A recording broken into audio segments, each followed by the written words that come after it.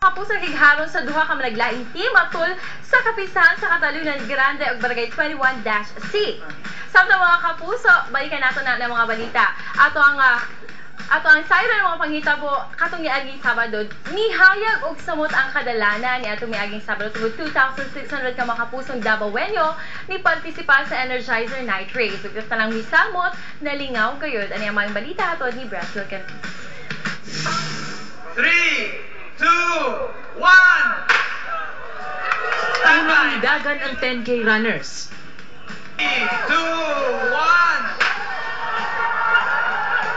1! Misunod ang 5K diin sa mong kategori. Miapil ang mga Kapuso Stars nga sila Michelle Madrigal, Nadine Samonte, Bella Padilla, Will Divon, Daniel Matsunaga ug Ervic Viandre. Human misunod ang 3K. Mikabat sa 2,600 runners ang mipartisipar. Busa sa ilang pagdagan, daw nagbaha og alitap-tap ang mga nag-unang kadalanan sa dakbayan. Kahayag nga hatod sa mga suga nga suot sa mga runners.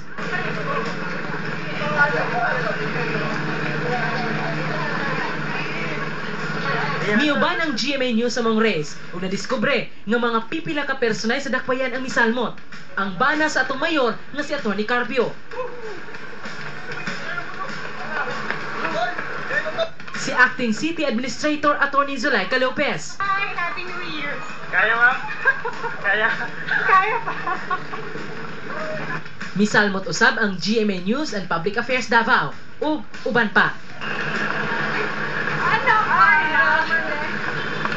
Sa maong dagan pipila ang among nainabi. Dunay magkabanay, managhigala, duna usab nag-inusara ug sila managlahi ang istorya sa pagdagan. Ang purpose na pagpakatila ng Energizer, ipakita sa katawan na bisan kita tigulang, dasik lang yung dagan. Ipakita sa mga patanon.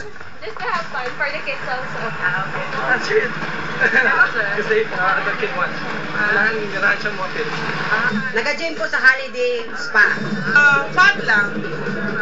Enjoy kami. Ating na kami sa running. Nahuman ang night race ug ang tanan nag-enjoy, lakip na ang atong mga artista. Saka mas okay dito sa Davao, mas masarap tumakbo kasi marami akong nakasabayan dahil magaganda pala sa Davao eh. So nakakawala ng pagod. Iba. I didn't expect it to be so, alam mo yun, masarap pag mga kasama mo, alam mo yun, pag mag-isa ka lang, iba yun eh. But if you have your friends with you, it's a completely different experience. I really recommend everyone to do it.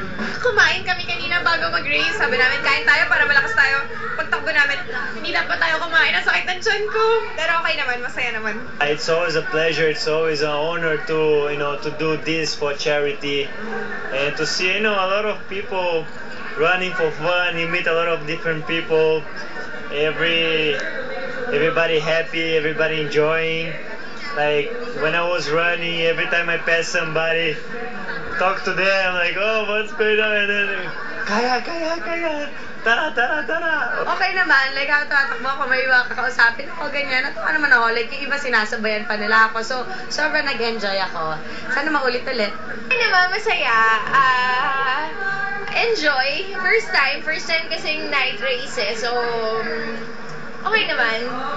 Mas nag-enjoy ang mga nakadaog tungod sila nakadawat og mga cash prize ug medals. Sa 10K, tulo ang sa babayi ug tulo sa lalaki. Susama usab sa 5K ug 3K. Duna usab special award alang sa pinakadaghan nga contingent, pinakabata ug pinakatigulang. Masayang-masaya kami sa naging resulta nitong event na to. I hope na tuloy-tuloy ang suporta niyo sa Energizer.